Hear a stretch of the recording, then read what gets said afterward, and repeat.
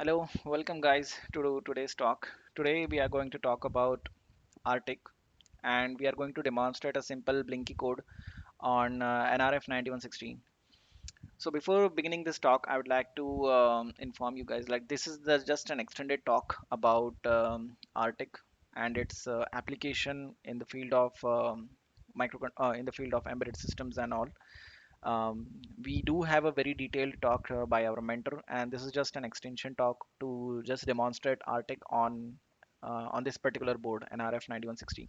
So I was very curious to see how RTIC works on this particular control. That's why um, I am hosting this talk. RTIC is a real-time interrupt-driven concurrency. It is a Rust framework written for for real-time applications which are interrupt driven, which is safe, efficient, and easy to understand. So unlike RTOS brings us a hell lot of features with it, like memory management and whatnot. But if we don't require that that quality or that level of features, if we want just to make sure that our scheduling is happening correctly, or our tasks are being scheduled at that particular instance, then we can go with this RTIC as well, which is very lightweight, which has very less overheads, and it provides our deterministic scheduling as well. And we'll see how down the line it can provide us um, some message passing algorithm also between the tasks, and how we can have memory management too. But let's see. So yes, these are the bullet points for RTIC. It provides you a deterministic scheduling. It works on an interrupt-driven architecture. So what all tasks we define in RTIC, those tasks are driven by the interrupts, hardware interrupts, more specifically on our controller. It has very minimal overheads. It's a safe concurrency, so whenever we want to access a shared resources, so we don't have to take care about any locking mechanism and all. We just need to declare that particular resource, that this resource is being shared by these two application, and that particular our RTIC framework will take care of all the locks, and it will prevent the race conditions, and our application will be free from that race condition. And currently it has support for Cortex and microcontroller. So what we'll be doing, we'll be going through this particular book, which I've been going through, or I have gone through till sixth topic, like 1.1 to 1.6, for writing my first Blinky code for NRF91 microcontroller. And we'll go through what all aspects or what all things a typical RTIC program contains. So we'll start with the application first. So application, we need to define a module application, and before that there is an attribute. This is the attribute which we need to define. So if we see, okay, but let me show you my own code first.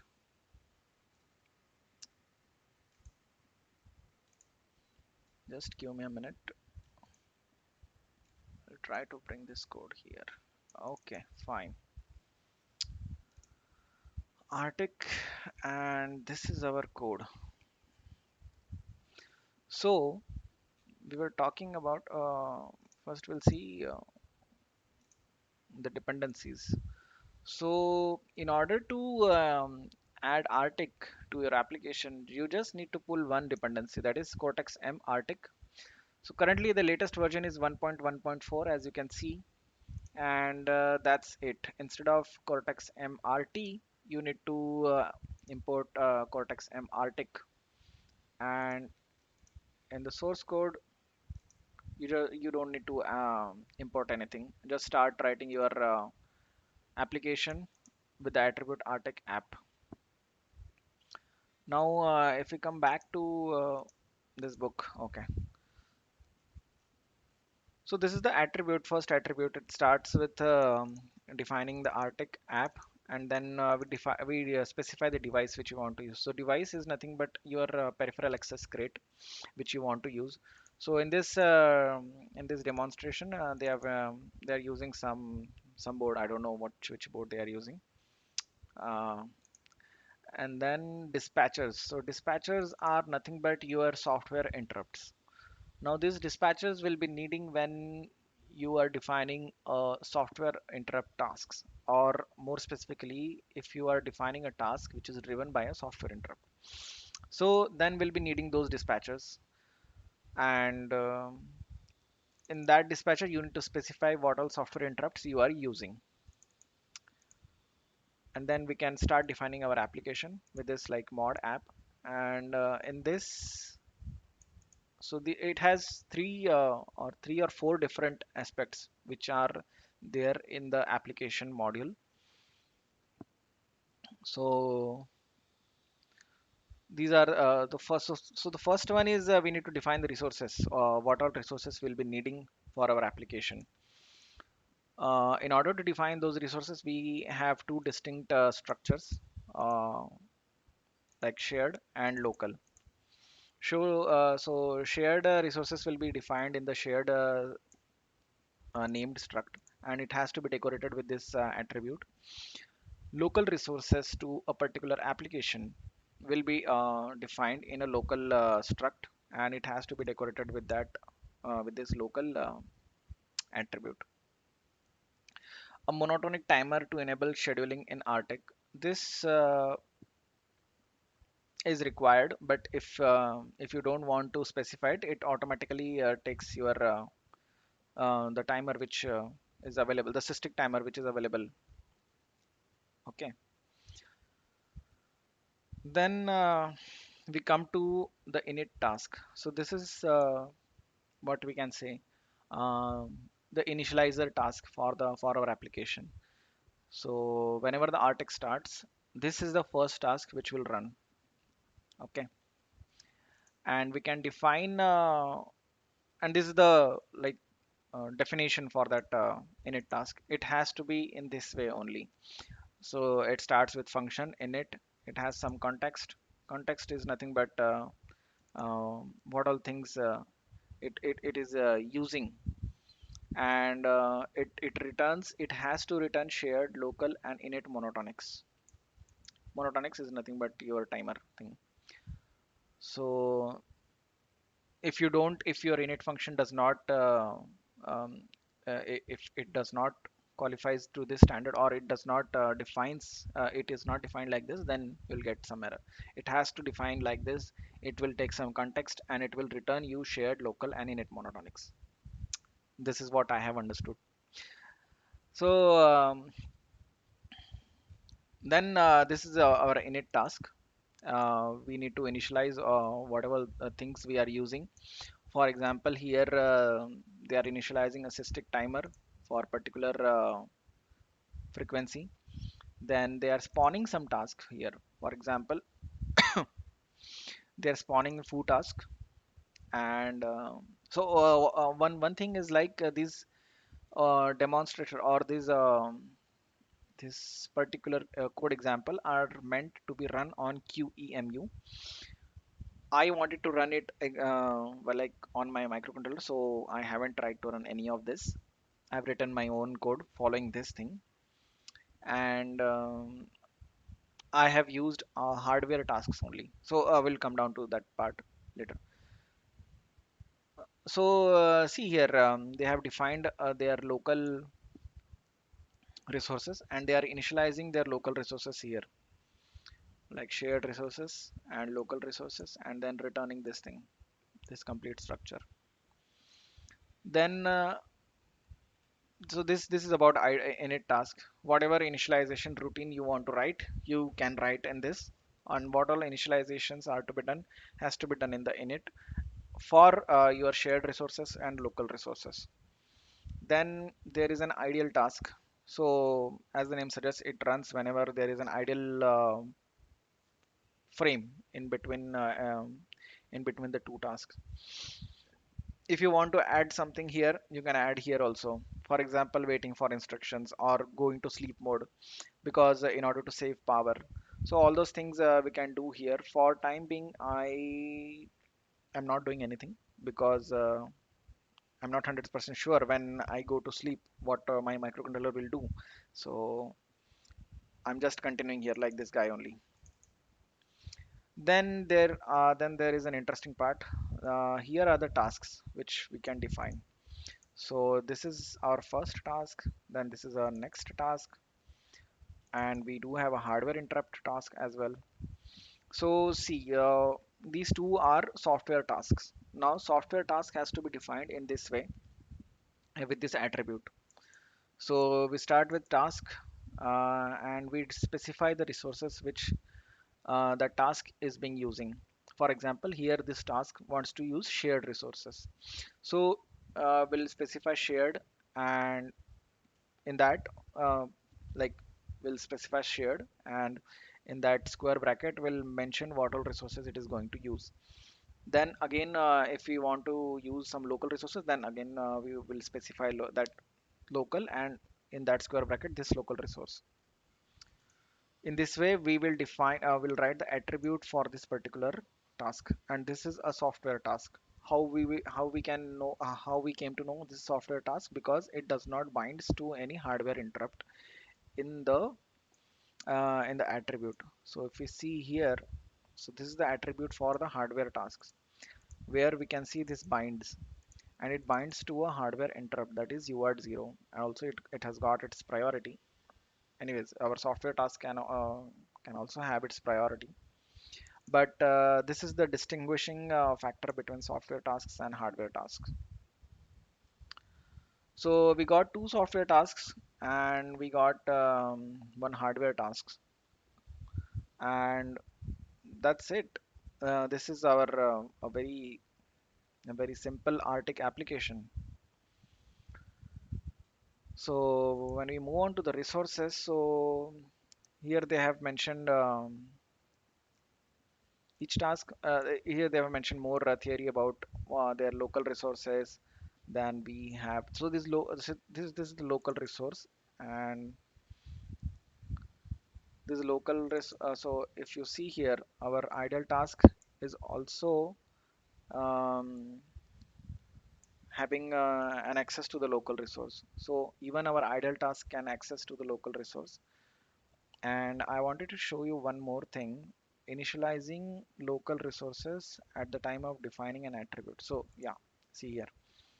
So this is task local initialized resources. So what is done here, there are no local resources defined and no shared resources defined, and they have written their initialization in a task. But in the init attribute, in the init attribute, they are defined a local resource which is being initialized in the attribute itself, which is a, which is of u32, and it is initialized to 0. Same is the case with idle also, and same is the case as with local as well. So this was about local resources. Then we come to shared resources and locks. So here we can define our shared resources in this way, and so this is our software task. We see that we have an access to the shared resources, and here also we have an access to the shared resources. There's also a multi-lock pattern available. For this introduction, we are not going into that part, because we just, for the demo purpose, we are just blinking two LEDs, one with idle task and one with a hardware driven task.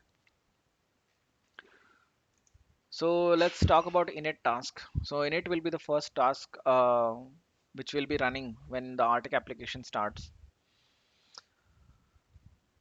and it has to return these resources: shared, local, and init monotonics. So all the initialization routine will happen under this task, and it will return the initialized state of our resources.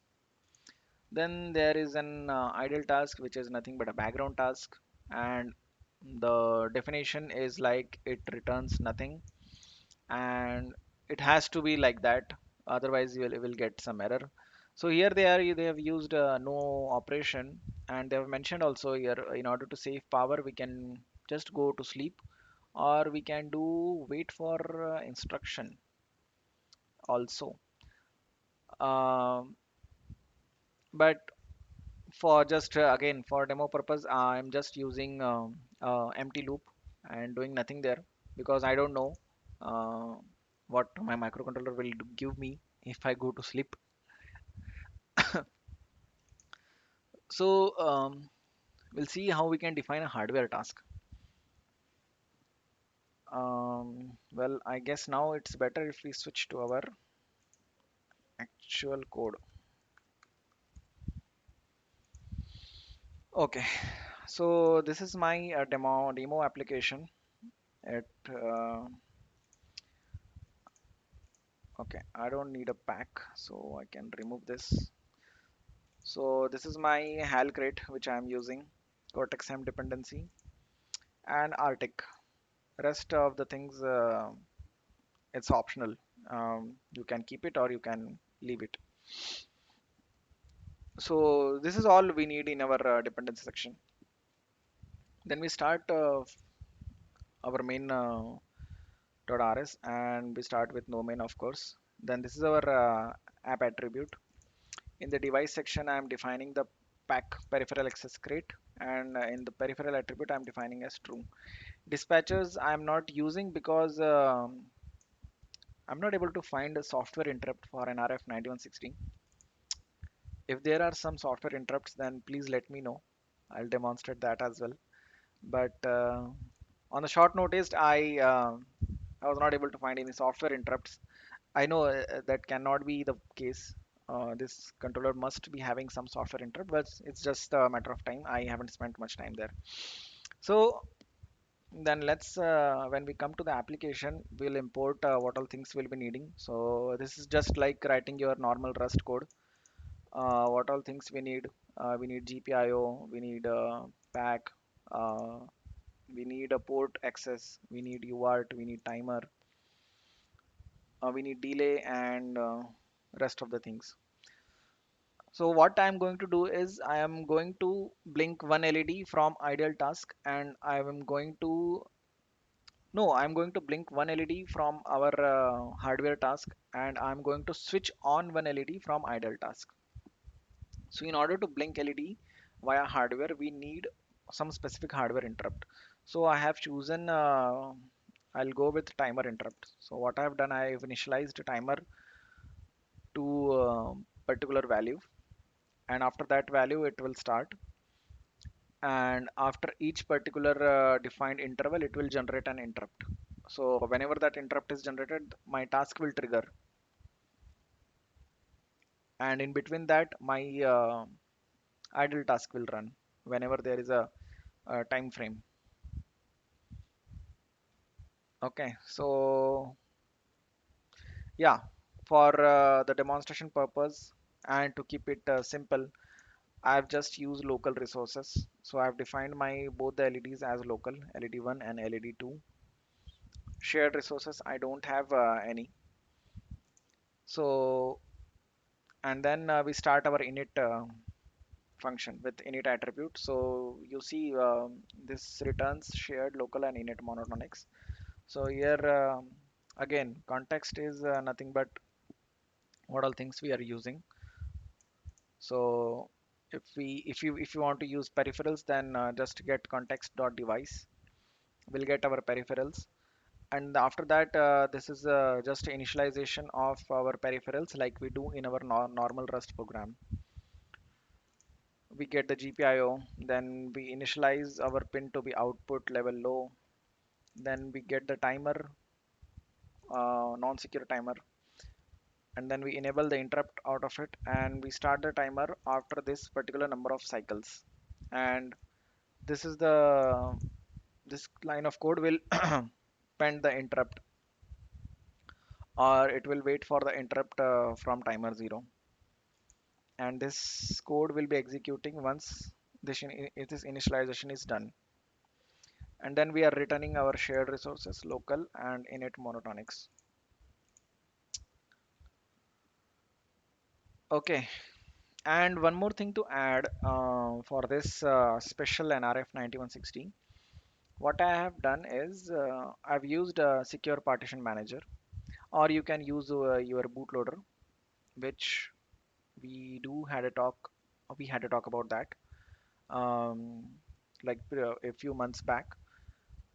So our bootloader has to initialize our memory, like which is secure memory and which is non-secure memory, and similar is the case with peripheral, because this device supports a trust zone, so we have to define our resources which are trusted and which are secure and which are non-secure.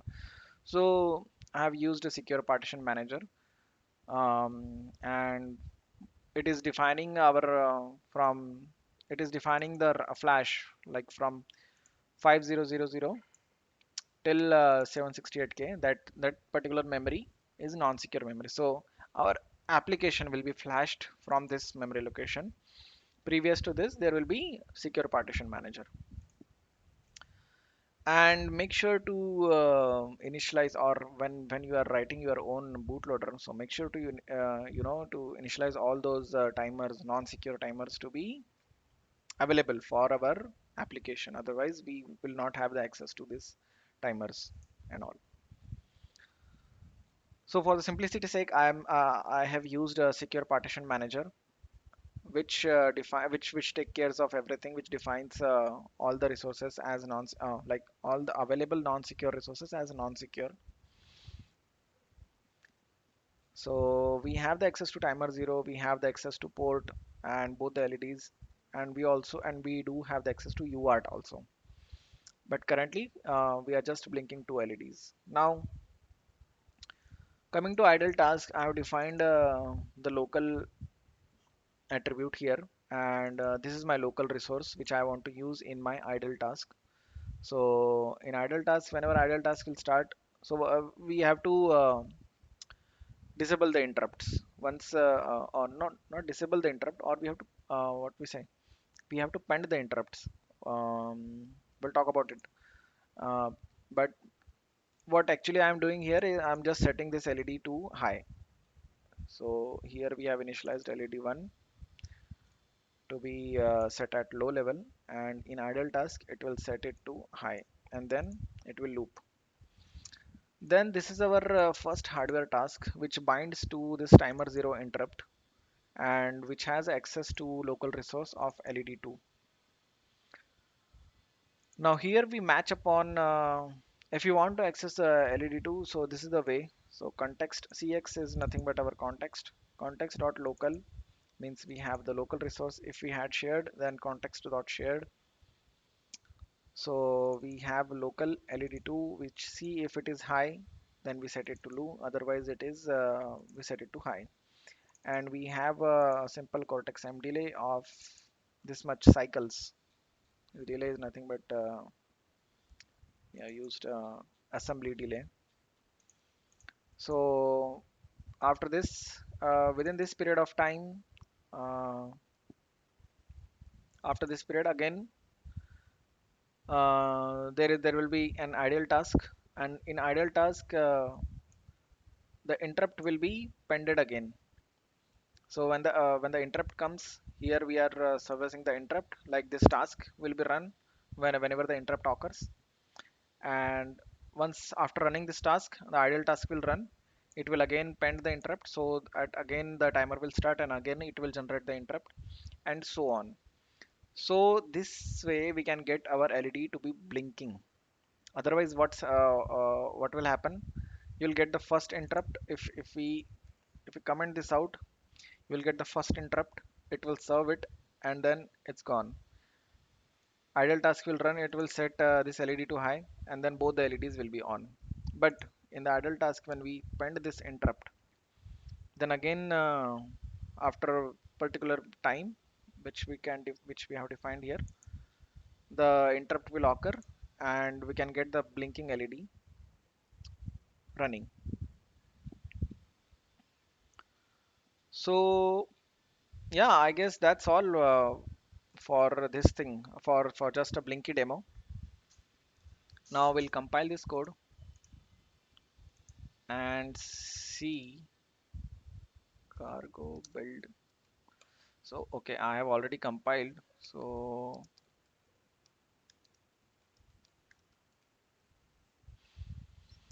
yes, it's compiled again, giving some warnings.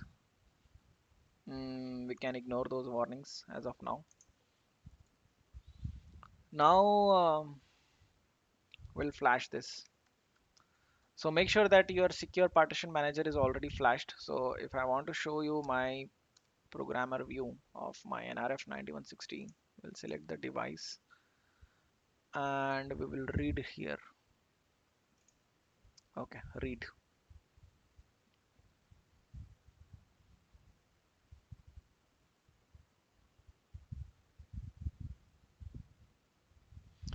So this is my secure partition manager, which is staying here from 00 to this particular memory location. Then here is my first from 5000 to this thing. This is my application. And what is this? This I don't know.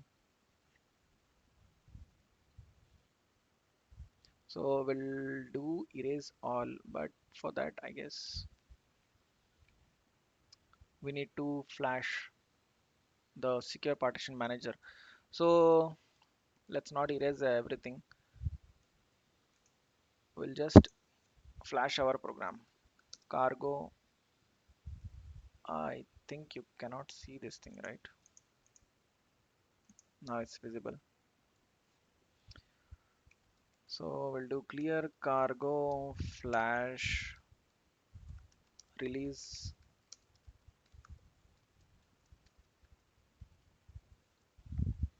And yes, it's flashing. Let me show you if I can increase this thing and show you. This is the board. So if I do reset here, sorry, yeah. So this is the reset button. Once again, I'll do. And this is the idle LED. Once after the first interrupt. Yes, now it's got the interrupt. And now it is blinking after every this particular number of cycles, whatever we have defined here, this cycle. And also this instruction is being executed whenever there is a gap between the tasks. So yeah, that's all which what I have got for this today's talk. It was really short and sweet, I guess. Short and informative. So let me hear about the your thoughts on RTIC in the comments section. And yes, I will add a link or for this code on GitHub. I'll be uploading this code on the GitHub, and that link will be added in the comments or in the description. And yeah, that's it for this talk. See you next time. Have a nice day.